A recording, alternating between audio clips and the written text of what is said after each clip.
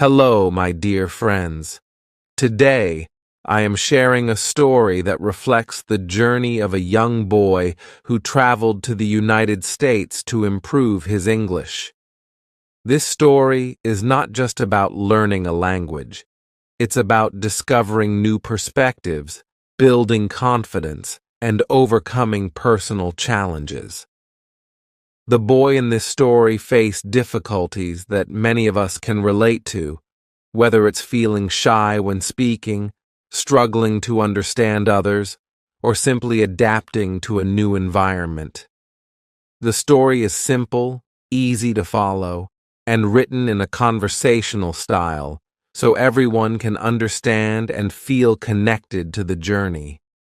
As we dive into the narrative, you'll see how determination and persistence can help someone achieve their goals, even in a foreign land. Let's begin. Hi, my name is Alex. I want to share my adventure of going to the United States to learn English.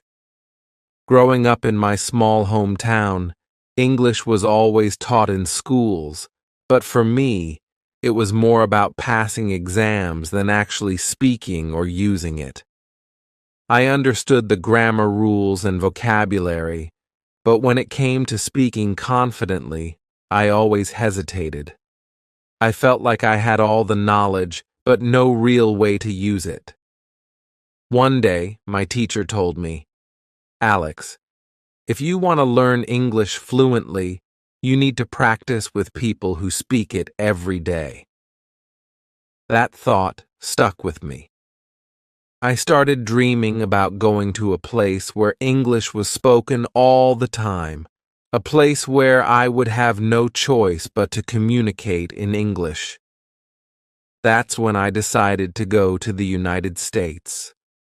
This decision wasn't easy.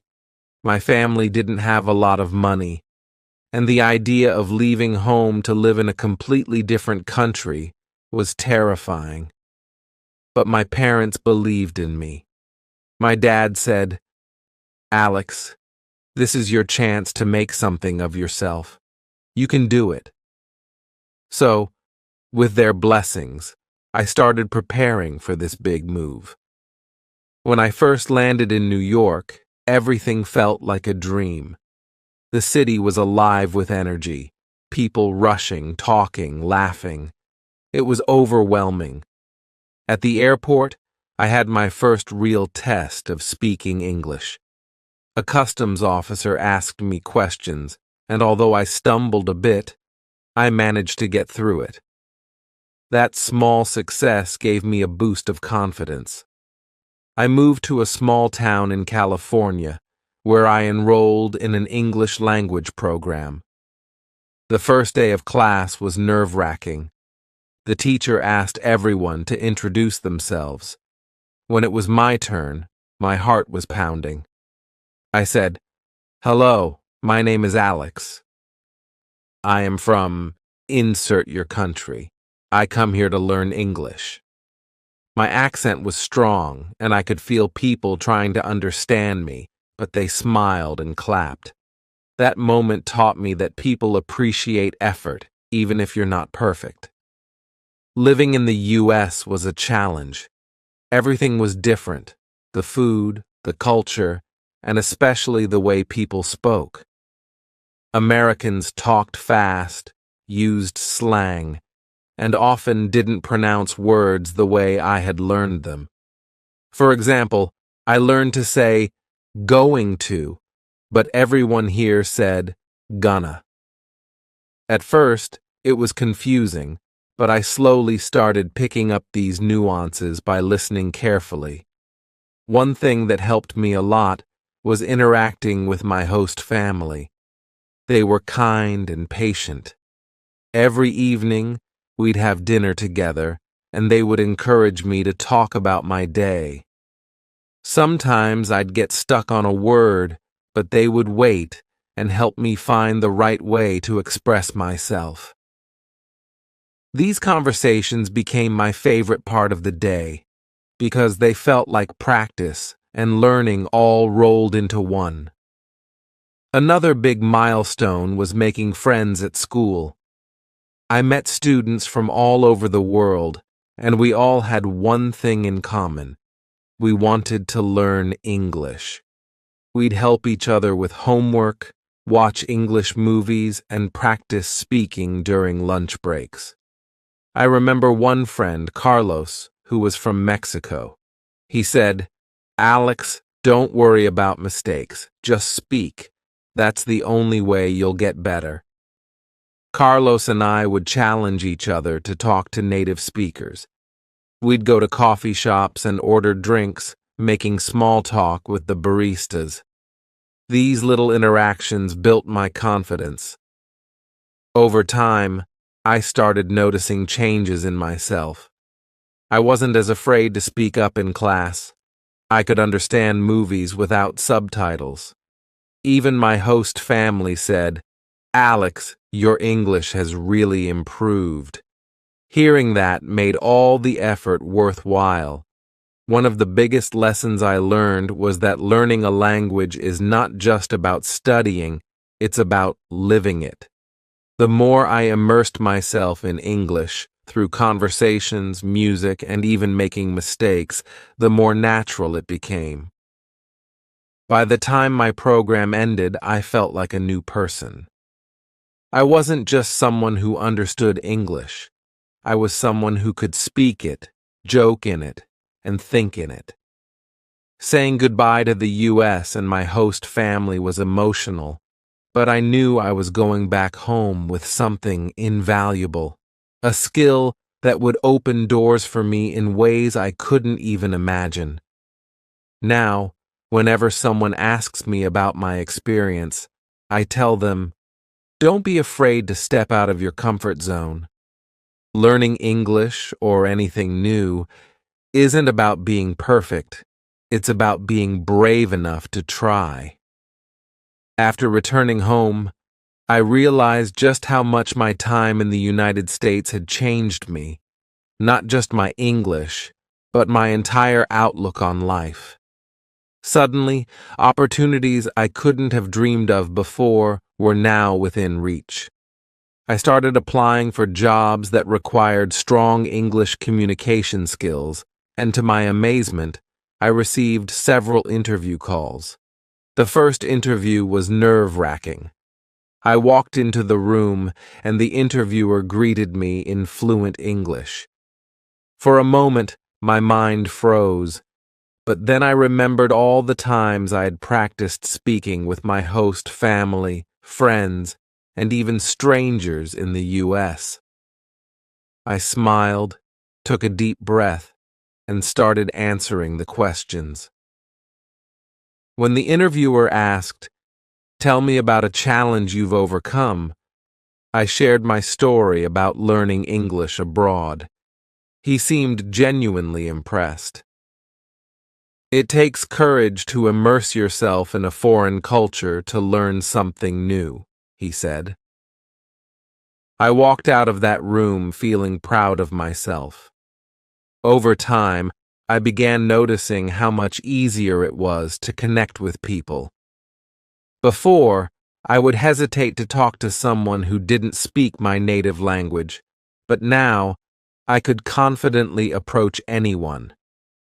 I even started volunteering to help others in my community learn English.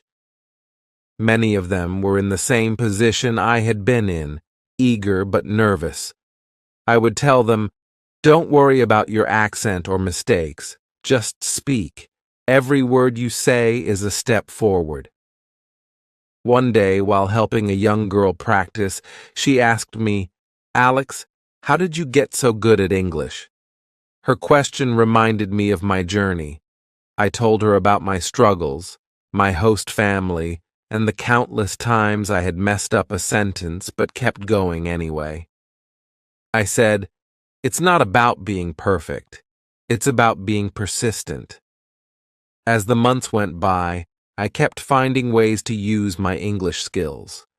I started watching international news, reading English books, and even listening to podcasts. One of my favorite activities was writing a daily journal in English. At first, it was simple sentences about my day, but gradually it became more detailed. Writing helped me organize my thoughts and express myself more clearly. I also stayed in touch with my friends from the U.S. Carlos, and I would have weekly video calls catching up on each other's lives. "You sound more American every time we talk," he joked once. Hearing that made me laugh, but it also reminded me how far I'd come. One day, I was invited to give a speech at a local school about my experience learning English abroad. Standing in front of the students, I felt a wave of nervousness, but then I thought about all the times I had pushed myself out of my comfort zone. I began by saying, "Hello, my dear friends," just like I did at the start of this story. I told them about my struggles with confidence, my fear of speaking, and how those fears slowly faded with practice. I shared funny moments, like the time I accidentally ordered a completely wrong meal because I misunderstood the menu, and heartfelt moments, like the support I received from my host family. By the end of the speech, I saw smiles on their faces and knew I had made an impact. Looking back, I realized that learning English was more than just a language skill. It was a life skill. It taught me resilience, adaptability, and the importance of human connection. It showed me that we're all capable of much more than we think, as long as we're willing to take that first step. To anyone reading this who dreams of improving their English or achieving any goal, remember this. It's okay to feel scared. It's okay to make mistakes. What matters is that you keep trying, keep learning, and never give up.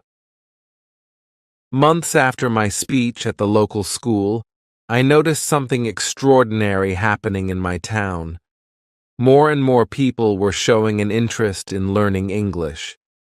They approached me, asking for tips, advice, and even practice sessions.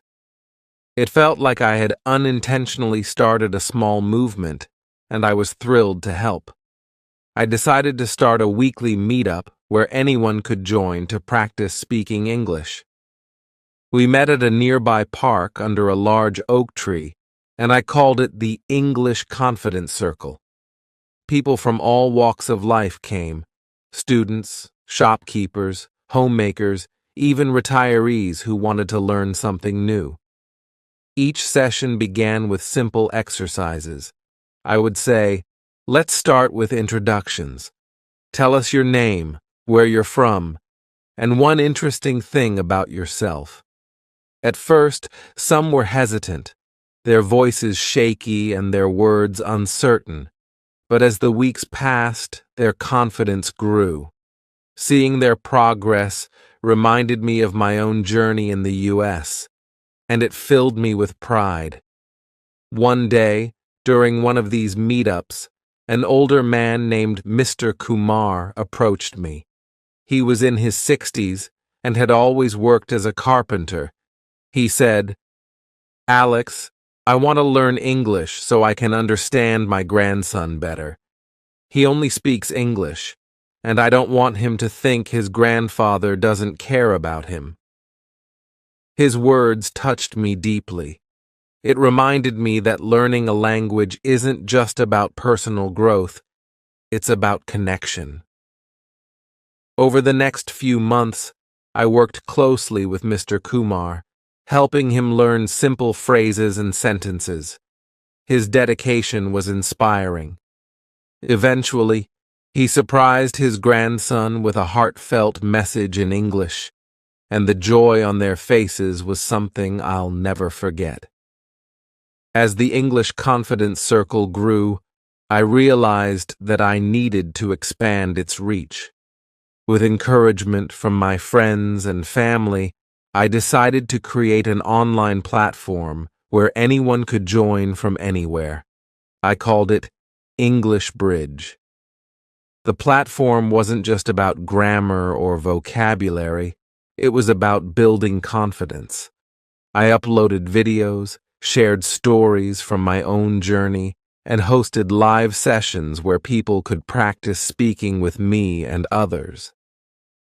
To my surprise, the platform gained popularity quickly. People from neighboring towns and even other countries started joining. One evening, I received an email from a young boy named Samir who lived in a small village. He wrote, "Alex, I watch your videos every day. I don't have anyone to practice with, but I feel like I'm learning because of you. Thank you for making me believe in myself." Reading that email brought tears to my eyes. It reminded me why I started this journey in the first place, to help others overcome the same fears I once had. Life continued to surprise me. One day, I received an invitation to return to the United States as a guest speaker at the language school where I had studied. They wanted me to share my story with their current students. Walking back into that classroom felt surreal. It had been years since I had first stood there, nervously introducing myself. Now I was standing in front of a new group of students, eager to inspire them with my journey. I told them, I was once where you are, unsure, nervous, and doubting myself. But remember, every mistake you make is a step forward. Don't be afraid to speak, because every word you say brings you closer to fluency. And most importantly, believe in yourself. If I could do it, so can you. After the speech, a student approached me. She said, "Alex, your story gives me hope. I've been struggling, but now I feel like I can overcome it." Her words stayed with me as I flew back home. I realized that my journey was no longer just my own. It had become a source of hope and inspiration for others. Today, my work continues. The English Bridge platform has grown into a global community. Every day, I hear stories of people overcoming their fears, connecting with others, and achieving their dreams, all because they took the brave step of learning English. And as for me, I'm still learning. Language, like life, is a continuous journey. There's always something new to discover, new people to meet, and new stories to share.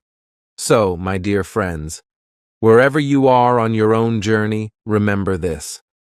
The road may be challenging, but it's also rewarding. Take that first step, embrace the process, and never give up. You have the strength to achieve more than you imagine. Thank you for letting me share this next chapter of my story. I hope it inspires you to write your own. Keep going. You're closer to your dreams than you think.